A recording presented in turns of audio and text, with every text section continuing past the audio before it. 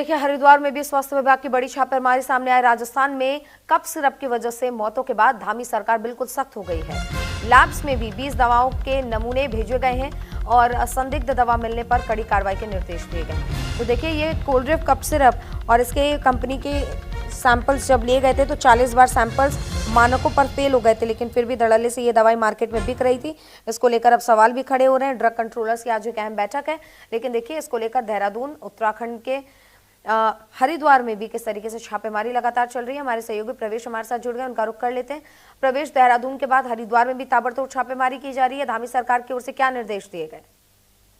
जी सुचित्रा, मैं आपको बता दूं कि जिस तरीके से राजस्थान और मध्य प्रदेश की घटनाओं के बाद जो है उत्तराखंड सरकार बिल्कुल सख्त नजर आ रही है। और आपको बता दें कि ये जो उत्तराखंड में हरिद्वार में यानी कि बीते दिन हरिद्वार में जो है स्वास्थ्य विभाग की ओर से लगातार छापेमारी की गई है। जो ड्रग इंस्पेक्टर अनिता भारती है, उन्होंने खुद जाकर के दुकानों से, जो मेडिकल स्टोर थे, बाकी अन्य कंपनियों से, यहाँ पे सिडकुल क्षेत्र है, सिडकुल क्षेत्र में दवाइयों की कंपनियां भी हैं, तो कंपनियों से भी सैंपल उठाए और लगभग 20 से अधिक दुकानों और मेडिकल स्टोरों और कंपनियों से मिलाकर के मेडिकल स्टोर से सैंपल उठाए गए हैं और सैंपल को लैब में भेज दिया गया है। और जो डीजी नामक जो वो पदार्थ है जिस वजह से बच्चों की किडनी फेल होने के बाद मृत्यु हुई है, उसको देखते हुए सैंपल भेज दिया गया है। अगर इस तरीके की कोई भी घटना सामने आती है तो जो प्रदेश सरकार है उन्होंने साफ तौर से निर्देशन दे दिया है कि सख्त से सख्त कार्रवाई की जाएगी। और उत्तराखंड के जो ड्रग कंट्रोलर हैं यानी कि जो ताजवीर सिंह जग्गी है, उन्होंने साफ निर्देशन दे दिए। जो अन्य जनपदों में भी ड्रग इंस्पेक्टर है, उनको साफ तौर से निर्देशन दे दिए गए कि जल्द से जल्द यानी कि जो मेडिकल स्टोर है उनको सूचित कर दें कि इस तरीके का कोई भी सिर्फ ना बेचे और सैंपल भी उठा के फटाफट लैब पर भेज के जांच करवाएं। इस तरीके का कोई भी मामला उत्तराखंड में सामने नहीं आना चाहिए। इसी को लेकर के उत्तराखंड सरकार यानी कि धामी सरकार सख्त दिखाई दे रही है। ठीक है प्रवेश, क्योंकि कफ सिरप का ये पूरा मामला जो अब गहराता जा रहा है, क्या उत्तराखंड से भी ऐसी कोई खबर सामने आई है या एहतियातन प्रदेश सरकार की ओर से ये कदम उठाए जा रहे हैं?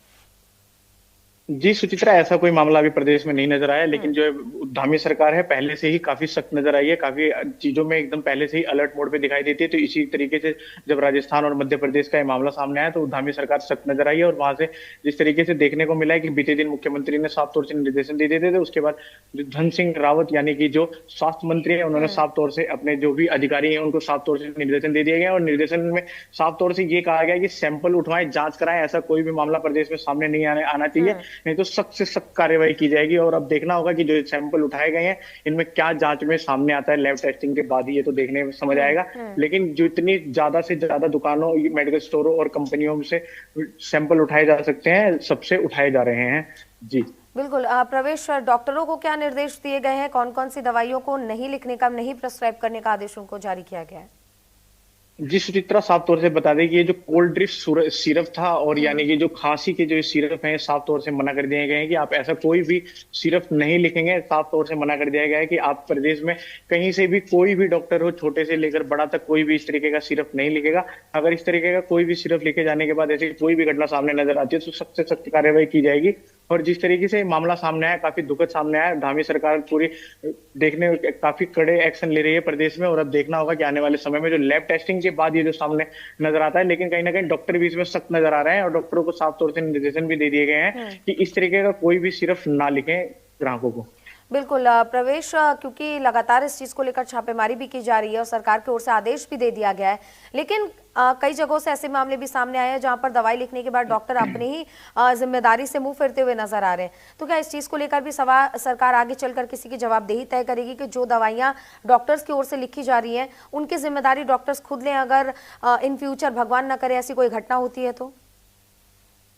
जी सुचित्रा, आपको बताना चाहूंगा कि कहीं ना कहीं सबसे बड़ी गलती है सरकार की है, क्योंकि जब ये सरकार ने सैंपल पास किए थे, यानी कि जब डॉक्टरों ने ये जब दवाई कंपनियों से जारी हुई थी, दवाइयां जारी हुई थी तो उसमें जो डीजी नामक पदार्थ था, इसे जब सरकार को पहले से ही पता था कि ये पदार्थ ऐसा है तो सरकार को इसकी अनुमति नहीं देनी चाहिए थी। लेकिन उसके बावजूद भी अगर अनुमति दी गई तो जो कार्रवाई की बात होती है डॉक्टर पे, तो ये सवाल बाद में खड़े होते हैं, लेकिन कहीं ना कहीं शुरुआत ये जो सरकार से ही खड़ी होती है।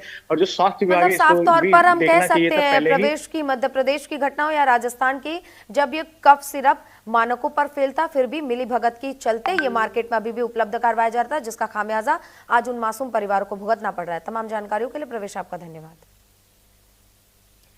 तो देखा आपने कि किस तरीके से लगातार इसको लेकर अब एक्शन होता हुआ नजर आ रहा है सरकार की ओर से।